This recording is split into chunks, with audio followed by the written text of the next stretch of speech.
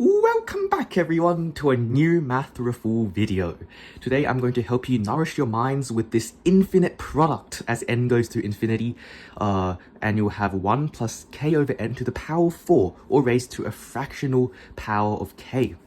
And I've written it out here so you can see what this actually means. We're taking products of all of these expressions that are just greater, slightly greater than 1, but as they get closer and closer to 2, they're getting raised to a higher fractional power, so they're getting reduced in their power. And so what exactly would this infinite product equal to? Well, let's find out. So before starting, I'm going to establish the approach I'm going to take, which is I'm going to be using a Riemann sums. So what that means is I'm going to write it down. You'll have an infinite summation which will be used to equal to an integral. So for example, let's just take a random function from 0 to 1. Let's just say it's like this, right? What I can actually do is if I divide up all of these values, let's say this is f of x, and take the values at 1 over n, 2 over n, all the way up to n over n, which is basically 1, you can just say that these are just have width of 1 over n each, and their values are f of 1 over n plus f of 2 over n all the way up to f of n over n. And as n goes to infinity, this just becomes the exact value of the curve from 0 to 1 of f of x dx, which is the definition of an integral. And so that's the approach I'm going to be using. However, right now we have a sum and not a we have a product and not a sum. So how exactly can we change this? Well, there's luckily a very useful thing, which is we can raise it to the eth power, but then take the natural log, because those two are basically inverse functions. So that's what I'm going to do. So we're going to start with raising it to the eth power, but taking the logarithm, natural logarithm, of this infinite sum of 1 plus 1 over n to the 4, 1 over 1, 1 plus 2 over n to the 4, 1 over 2, all the way up to 1 plus n over n to the 4, 1 over n, as n goes to infinity. And so because we have the natural logarithm, we can split all of these products into sums, but I don't want to do that too quickly because I want a 1 over n outside of this expression, because that way I can use that as the width of each value. So I'm going to raise this entire thing to the 1 over n. So what I mean is I'm going to have the limit as n goes to infinity of ln, and then if I raise this whole thing to 1 over n, I have to multiply every single one of these, raise all these to the power of n. So what I'll have is 1 plus 1 over n to the 4th, and then I'm going to multiply this by n. I'll have the same thing over here to the 4, n over 2 all the way up to 1 plus n over n to the 4, n over n. And this whole thing is raised to the 1 over n. And you can see this works because if you take an nth power out of all of these expressions, they'll just cancel with the 1 over n at the end. So these two are in fact the same thing. And now we have 1 over n. We can just move it to the bottom by logarithm rules. So now we have the limit as n goes to infinity of 1 over n. And we can split all of these by logarithm rules again, because they're all multiplied. Now we can just split them into addition. So we'll have ln of 1 plus 1 over n to the 4 times n over 1 plus ln of 1 plus 2 over n to the 4 to the power of n over 2 plus, and we'll keep plussing everything until the very last one, 1 plus n over n to the power 4 of n over n. Forgot to mention these are all equal. And now we're almost there. We've got 1 over n as with what we need. But also, we've also got 1 over n, 2 over n, all the way up to n over n. And that's also what we have, except these expressions at the top are flipped. So what we can do is just simply reciprocate them. So we will have e to the limit n goes to infinity of 1 over n, ln of 1 plus 1 over n to the 4th, and then instead of n over 1, we have 1 over 1 over n. And that way, every single expression will become similar. 1 over 2 over n plus dot dot dot plus ln of 1 plus n over n before 1 over n over n. And finally, this is in the expression that we need to create the integral. So now we can replace this entire thing with just the integral from 0 to 1. What do we have? We have 1 over n, which will become our x. So we'll have ln of 1 plus x to the 4. And then 1 over n as well becomes x, so we have 1 over x at the top. So that's all fine. We finally got an evaluating expression for this, but how on earth do we evaluate this integral now? It seems like just as we got rid of a problem, we just made another problem.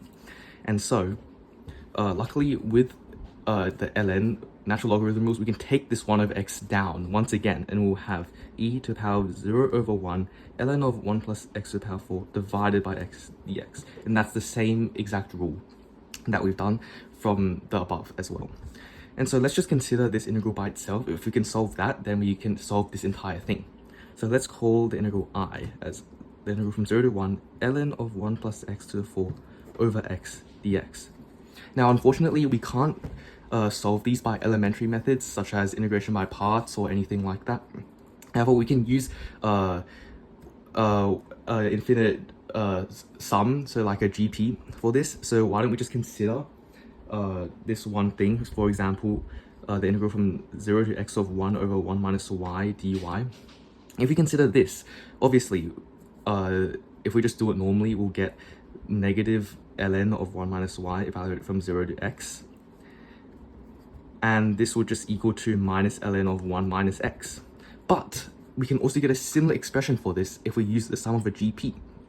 So if the absolute value of y is less than 1, then this becomes a geometric series with y as the common ratio, and we'll have the integral from 0 to x of 1 plus y squared plus y cubed all the way up to infinity dy.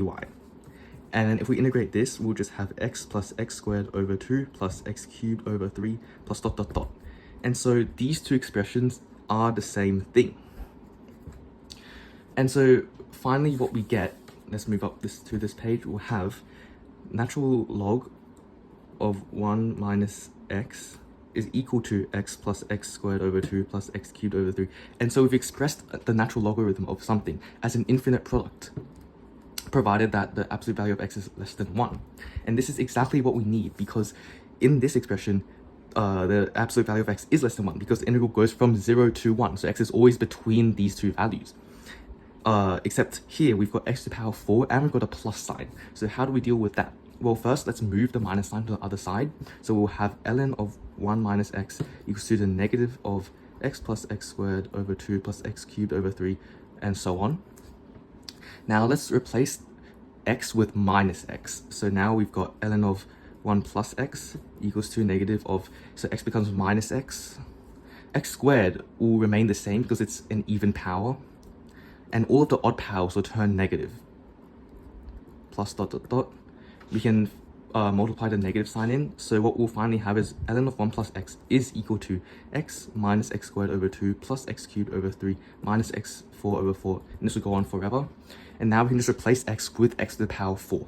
So we will have ln of 1 plus x to the power 4 equals to x becomes x to the power 4, x squared becomes x to the power of 8, x cubed becomes x to the power of 12, and this will keep going on and on and on.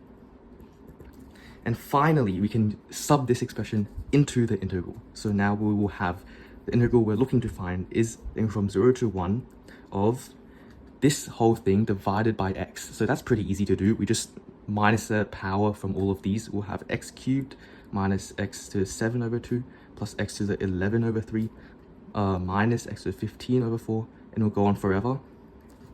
And finally, this is a very easy integral to evaluate because it's just a polynomial. So we'll have the integral is x to the 4 over 4 minus x to the 8 over 16 plus x to the 12 over 36 minus x to the 16 over 64. This will go on forever between 0 and 1. At 0, this whole thing equals to 0, but at 1, all of the x's, regardless of their power, is just 1. So finally, we'll get this integral equals to 1 over 4 minus 1 over 16 plus 1 over 36 minus 1 over 64 plus, and so on and so forth. But what exactly does this entire thing equal to? Well, as you can tell, all of the bottom parts are multiples of 4. So let's factor a 4 out. We have a quarter. This becomes 1. this becomes a quarter, this becomes a ninth, this becomes a 16th, and then you'll soon realize that all of these are perfect squares. So then it actually becomes a quarter of 1 over 1 squared minus 1 over 2 squared plus 1 over 3 squared minus 1 over 4 squared, and this will indeed hold true into infinity. So now how do we evaluate this? Well, we can simply change all of these minuses into pluses first. So we'll have a quarter of, we'll have the sum of all of the inverse squares, because that's something we can evaluate. But then we have to pay back for what we did. We have to minus twice of all the even ones to make sure the expressions are equal. So we'll have this. And then the sum of all of the inverse squares is very famous. It's also called the Basel problem, or the Riemann zeta function evaluated at 2. So that would just be equal to pi squared over 6. And then from here, we can take out a quarter once again. So we can take out a quarter, and this once again becomes this first expression, so which is pi squared over 6. So finally, the integral becomes a quarter of pi squared over 6 minus, this becomes a half pi squared over 12. So the integral becomes, this expression inside is pi squared over 12, divided by 4, it's pi squared over 48. And so what we needed to find was e to the power of this integral. So the final answer is e to the power of pi squared over 48. And that's approximately 1.228, which does make sense because all of these values at the beginning, when you're multiplying them, they're just slightly bigger than 1. So it makes sense that they altogether are just over 1, but not 2 over, because of this fractional power that's reducing the strength of all of these multiplications. So overall, this is the answer. It has a very interesting result. It's got e and pi, and it's a pi squared as well, of all things. So I thought this was really interesting. I hope you enjoyed. If you did, smash a like on this video.